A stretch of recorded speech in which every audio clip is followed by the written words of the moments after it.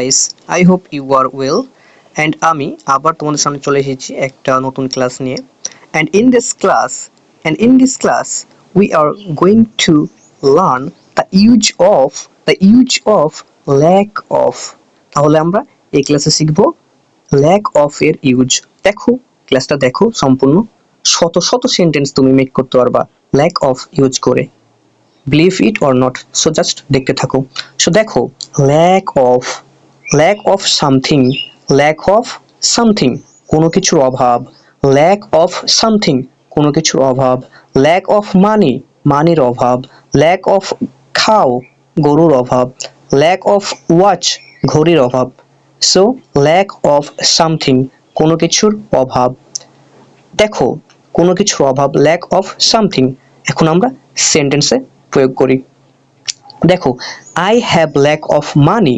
আমার হ্যাভ মানে আমরা জানি আছে, হ্যাভ মানে আছে। সো আই হ্যাভ আমার আছে, ল্যাক অফ মানি কি আছে?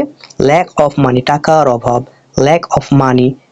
আই হ্যাভ আমার আছে, ল্যাক অফ মানি অভাব। I have lack of money টাকা, তাহলে এখানে আই হ্যাভ। দেখো আই হ্যাভ আমার আছে, you have lack of money তোমার আছে, এখানে তুমি আইয়ের ওয়ার্ডে ইউ দিয়ে দাও, তাহলে ইউ হ্যাভ তোমার আছে। তাহলে সরি অভাব। সো এখানে তুমি ইউ দিয়ে দাও, তাহলে কি হবে?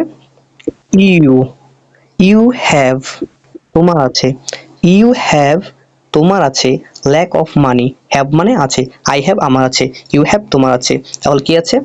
You have lack of money তোমার টাকার অভাব আছে।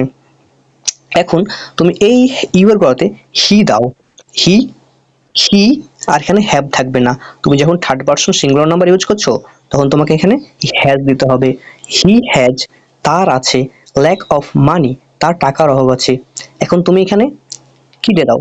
মাই ফাদার দাও, মাই ফাদার আমার বাবার হ্যাজ, বাবা সিঙ্গুলার নাম্বার থার্ড পারসন, সেজন্য আমরা এখানে হ্যাভ ইউজ করিনি। আছে বোঝাতে আমরা এখানে হ্যাজ ইউজ করেছি। তো এখানে কি হচ্ছে? আমার বাবার, মাই ফাদার হ্যাজ আমার বাবার আছে ল্যাক অফ মানি আমার বাবার টাকার অভাব আছে। সো আই হোপ তুমি এটা বুঝতে পেরেছো। এখন দেখো, এখন আমরা শিখলাম আছে।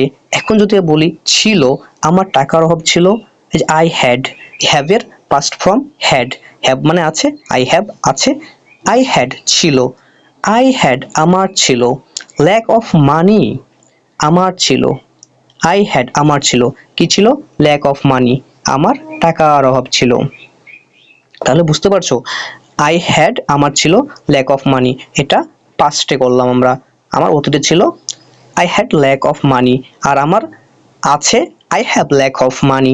ল্যাক অফ মানি আমার টাকার অভাব আছে, I had lack of money আমার টাকার অভাব ছিল।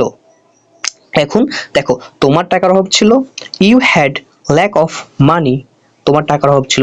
তার টাকার অভাব ছিল, তার টাকার অভাব ছিল, he sorry he had lack of money তার টাকার অভাব ছিল। এখন তুমি টাকার জায়গাতে অন্য কিছু ব্যবহার করতে পারো। তুমি বলতে পারো তার একটা কম্পিউটার অভাব ছিল, তার একটা গরুর অভাব ছিল, তার একটা বাড়ির অভাব ছিল। He had lack of a computer, তার একটি কম্পিউটার অভাব ছিল।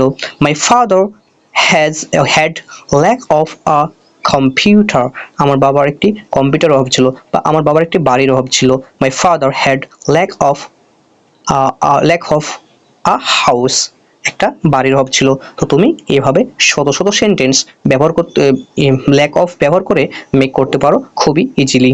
অ্যান্ড দেখো, তুমি শিখলা আমার ছিল, I had lack of money আমার টাকার অভাব ছিল, my father has lack of money আমার বাবার টাকার অভাব আছে। বাট থাকবে, থাকবে বোঝাতে আমরা উইল হ্যাভ ইউজ করতে পারি।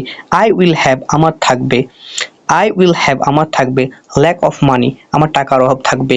You will have lack of money তার টাকার অভাব থাকবে। He will have lack of money তার টাকার অভাব থাকবে। তো কারো কোনো কিছুর অভাব থাকবে, সেজন্য আমরা ল্যাক অফ, উইল হ্যাভ এর পর ল্যাক অফ সামথিং মানে এটা আমরা বসাই দেবো। এভাবে আমরা শত শত সেন্টেন্স মেক করতে পারবো। এখন একটা কথা বলি, তুমি যে শিখলা এগুলো সেন্টেন্সগুলো, এগুলো কিন্তু সবই শিখলা হা বোধক বা অ্যাফার্মেটিভ ফর্ম। কিন্তু আমরা জানি আমরা যখন একটা সেন্টেন্স শিখবো তখন তার তিনটা রূপ শিখবো। তিনটা রূপ মিন্স বুঝো ব্যাপারটা। আমাকে হা বোধক অ্যান্সার করতে হবে, না হয় কেউ যদি প্রশ্ন করে তোমার কি টাকার অভাব আছে, তুমি বললে নো, নাই, আই ডোন্ট বা I have no lack of money, বা তোমাকে বলতে হবে yes I have lack of money.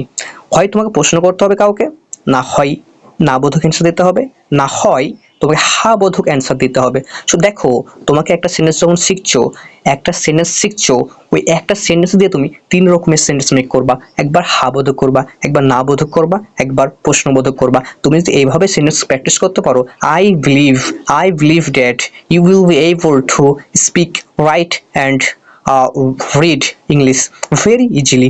So দেখো, আমরা এগুলো সবে শিখলাম হা বোধক, এখন আমরা না বোধক শিখবো।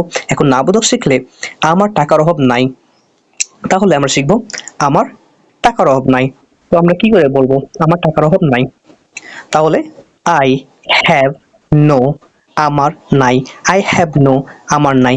না বোধক করতে আই, হা বোধক করলে আই হ্যাভ, আমার আছে, ল্যাক অফ মানি, আমার আছে, I have lack of money. দেখো, এখানে আমার টাকার অভাব আছে, এখন আমার টাকার অভাব নাই বোঝানোর জন্য আমরা আই হ্যাভ নো, হ্যাভের পর নো বাঁচাবো।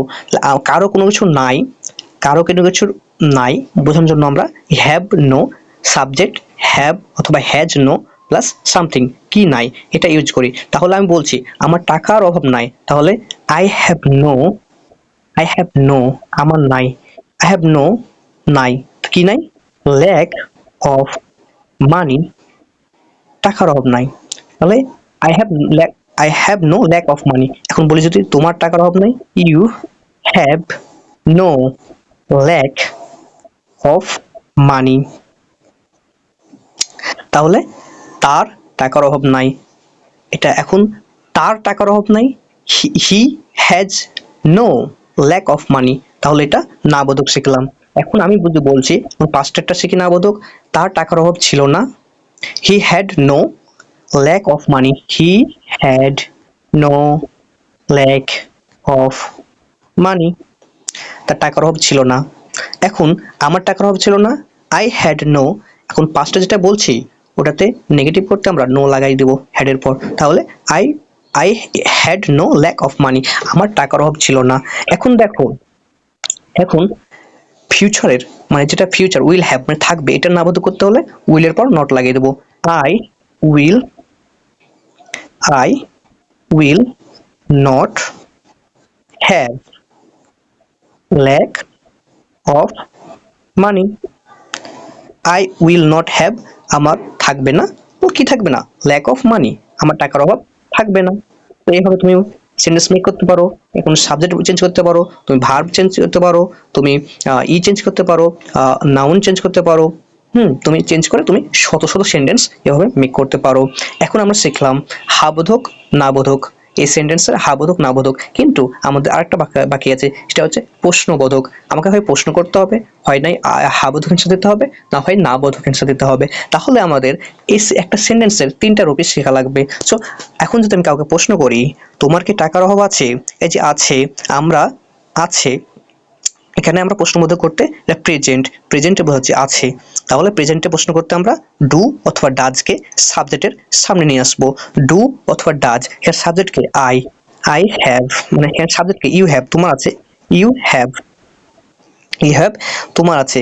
এখন যদি আমি বলি তোমার কি টাকার অভাব আছে, তাহলে খালি শুধু ডু বা ডাজকে সাবজেক্টের সামনে নিয়ে আসবো, তাহলে হয়ে যাবে। তাহলে আমি যদি বলি subject you have lack of money, তোমার কি টাকার অভাব আছে, তোমার টাকার অভাব আছে। এখন আমি যদি প্রশ্ন করি তোমার কি টাকার অভাব আছে, তাহলে আমরা শুধু সামনে ডু বসাই দিব, তাহলে এটা আমাদের প্রশ্নবোধক হয়ে গেল। Do you have lack of money, তোমার কি টাকার অভাব আছে। এখন আমার কি টাকার অভাব আছে, do I have lack of money, এটা প্রশ্নবোধক হয়ে যাবে, এভাবে এভাবে প্রশ্নবোধক হয়ে যাবে।